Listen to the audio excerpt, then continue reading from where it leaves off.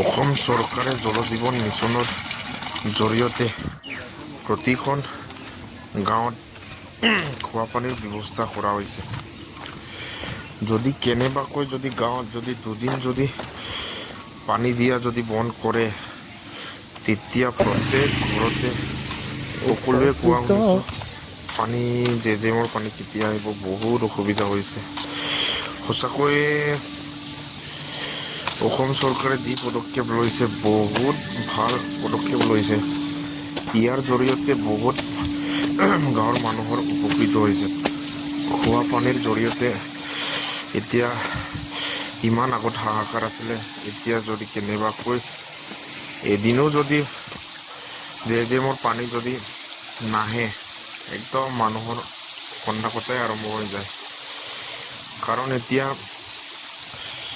জেজেমৰ পানীৰ পৰা বহুতখিনি মাইকী মানুহৰ কষ্ট কমিছে। নহ'লে টিউবৱেল মাৰি মাৰি ইমানেই অসুবিধা। যেতিয়া পানী টেষ্ট কৰা হয় টিউবৱেল আৰু জেজেমৰ, তেতিয়া বহুত পানীৰ ডিফাৰেঞ্চ হয়।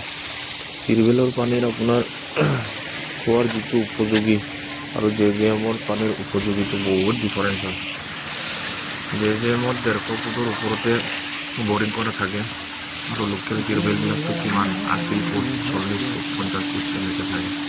কিন্তু জেজেমৰ পানীটো খোৱা পানীৰ কাৰণে একদম উপযোগী। আপোনালোকৰ ঘৰতো যদি জেজেমৰ যদি পানী আহিছে, তেতিয়াহ'লে আপুনি পানী এনেই ৱেষ্ট নকৰিব। পানীৰ টেপ খুলি মেলি অপচয় নকৰিব। বহুত দৰকাৰী পানী হয়। বেলেগ জেগাততো পানী পাবলৈ নাই।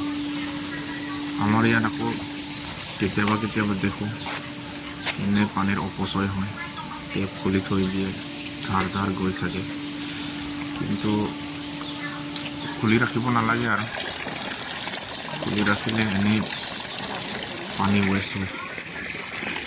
আৰু পানীৰ লগত মানুহৰ টকা পইচাৰ লগত লেনদেন আছে। পানী যদি আপুনি এনেই অপচয় কৰি ৰাখে নহয়, আপোনাৰ টকা পইচাও এনেকৈ আপোনাৰ হাতৰ পৰা বাহিৰলৈ গৈ থাকে, ওলাই যায়। এই গতিকে আপোনালোকেও পানী যিমান পাৰে ভালকৈ ব্যৱহাৰ কৰিব।